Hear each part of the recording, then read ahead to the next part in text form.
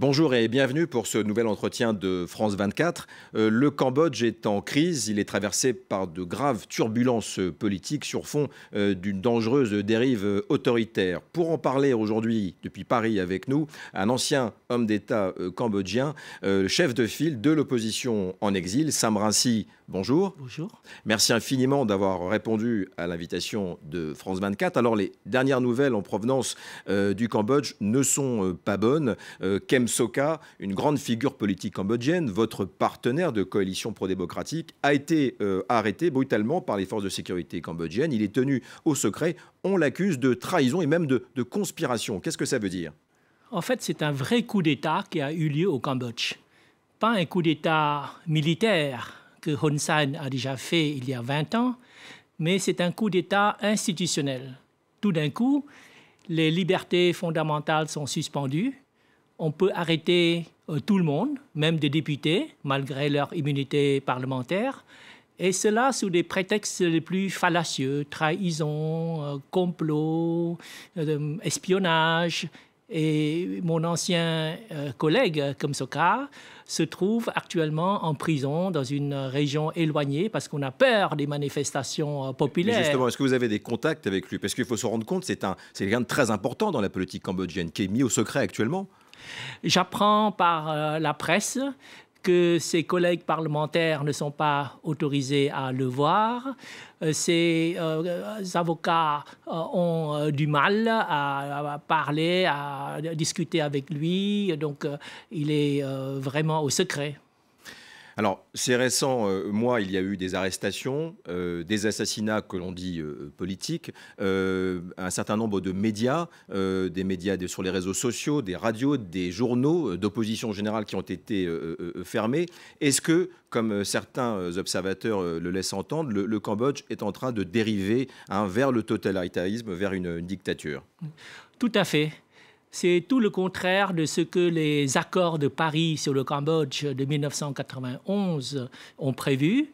Ces accords ont prévu une démocratisation du Cambodge, mais c'est le cas, c'est en fait le chemin inverse. Le Cambodge s'enfonce dans une dictature de plus en plus brutale. Mais pourtant, on avait vraiment l'impression que vous avez parlé de lui, le Premier ministre Hun Sen, qui est l'homme fort du Cambodge. C'est l'un des plus anciens dirigeants d'Asie, depuis 32 ans au pouvoir, sans partage ou presque. On pensait qu'il avait une tentation de succession dynastique. Il semblait, ces dernières années, qu'il avait installé cette succession et que finalement, tout le développement allait, tout allait bon train au Cambodge. Comment vous expliquez ce coup de théâtre? Parce que vraiment, ça surprend beaucoup les observateurs. En fait, ça n'allait bien et ça ne va bien que pour l'élite au pouvoir, pour Hun Sen, sa famille, son clan, ses associés. Le développement du Cambodge se fait au profit d'une petite élite. Mais la grande majorité de la population, la masse du peuple cambodgien reste dans la pauvreté. Et surtout, il y a un phénomène nouveau, c'est la jeunesse. 70% de la population cambodgienne est constituée de jeunes de moins de 30 ans. Et cette masse de jeunes grossit. Il y a un baby boom qui est le résultat des événements historiques d'il y a 20 ans, 30 ans. Eh bien, cette jeunesse, elle est plus éduquée, elle est plus critique, elle est plus bruyante et elle aspire à un changement. Hun Sen constate qu'il a la population contre lui, surtout cette jeunesse. Avant, il pouvait manipuler les élections, tricher, mais maintenant c'est plus difficile parce qu'il y a une nouvelle commission électorale que l'opposition a obtenue par les manifestations de rue. Donc Hun Sen, sachant qu'il ne peut plus tricher par les urnes, ne peut que réprimer par la force. Il ne peut que maintenant, pour gagner des élections, il ne peut que supprimer l'opposition tout simplement. Alors, on a vraiment le sentiment aujourd'hui que le Cambodge est quand même très loin des préoccupations de la communauté internationale. Cette arrestation de ce membre important de la communauté politique cambodgienne a suscité de la part de la communauté internationale quelques réactions, mais il faut quand même le dire, des réactions assez molles. La France, par exemple, se dit préoccupée. sans qu'on sache vraiment ce que ça veut dire. Vous êtes surpris, vous êtes un peu déçu par ce manque d'engagement de la communauté internationale pour vous défendre et pour défendre certainement une certaine valeur démocratique? Je pense que vu la gravité de la situation, c'est une situation vraiment exceptionnelle. Jamais elle ne s'est dégradée à ce point depuis le coup d'État militaire d'il y a 20 ans. Ce coup d'État institutionnel apporte un bouleversement de la situation au Cambodge. J'espère qu'il ne faudra pas des morts, il ne faudra pas une effusion de sang pour que l'opinion internationale s'intéresse au Cambodge. Mais il y a tout le potentiel, toutes les conditions sont réunies pour un grand et grave bouleversement au Cambodge. J'espère que la France et tous les pays amis du Cambodge prendront des mesures nécessaires pour éviter vraiment une catastrophe. Est-ce que ça veut dire que vous appelez la rue cambodgienne à manifester contre le pouvoir en place? Je pense que ce n'est pas la peine que qui que ce soit appelle. La rue, la population cambodgienne, elle n'en peut plus. Elle va réagir d'une manière ou d'une autre parce qu'elle ne va pas accepter que cette chape de plomb s'abatte subitement sur le Cambodge comme ça. Alors, Sam Rainsy, à titre personnel, vous êtes extrêmement célèbre dans le pays. Vous avez été ministre, vous êtes le chef de file de l'opposition depuis de nombreuses années, plusieurs fois en exil. Vous êtes rentré triomphalement, il faut le dire, en juillet 2013. Nous étions d'ailleurs dans le même avion qui nous a ramenés à Phnom Penh. Et puis, j'aimerais comprendre ce qui s'est passé. On a l'impression que vous avez raté le coche, puisque vous êtes de nouveau en exil. Vous étiez si proche du pouvoir, on pensait que c'était votre tour de gouverner. Est-ce que vous n'avez pas raté un peu le rendez-vous avec votre destin politique dans ce pays? C'est parce que je suis si proche, j'ai été tellement proche du pouvoir que Hun Sen en a pris peur et qu'il a réagi et qu'il continue de réagir d'une façon aussi féroce, pas contre moi, mais contre la population, contre les représentants démocratiquement élus du peuple cambodgien, c'est-à-dire l'opposition qui est dirigée actuellement par M. Kum Sokha, qui est en prison, et beaucoup de mes anciens collègues, députés aussi, ont été menacés. Il y a des charges qui pèsent sur eux, ils peuvent être arrêtés à tout moment. Donc il faut que l'opinion internationale, notamment la France, réagissent rapidement pour empêcher que la répression devienne de plus en plus dure. Alors sur un plan plus régional, on voit les gouvernements philippins, aux Philippines par exemple, la Birmanie, la Thaïlande voisine du Cambodge, aujourd'hui maintenant le Cambodge, qui semble vraiment dériver vers des pouvoirs de plus en plus durs, enfin en tout cas autoritaires. Est-ce que vous pensez que l'âge d'or des dragons d'Asie pro-démocratiques, qui ont suscité tant d'espoir, eh bien cet âge d'or est révolu? C'est une question de définition.